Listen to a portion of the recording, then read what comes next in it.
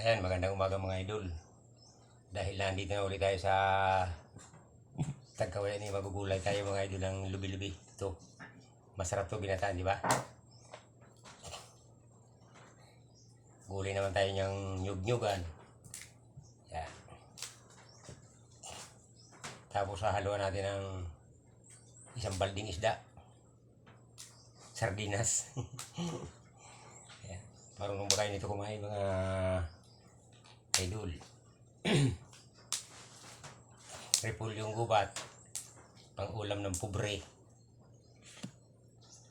Dahil wala tayong pira, tapos nandito tayo sa bukid nakatira. Ito ang repulyo. Pichay gubat. Repulyong gubat pala. Yan. Dubi-dubi. Gagataan natin ano. Halo natin na sardinas.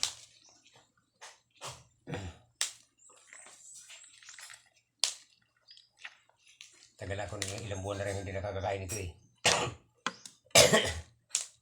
Ngayon nandito na ulit tayo sa bahay. Sa bukid.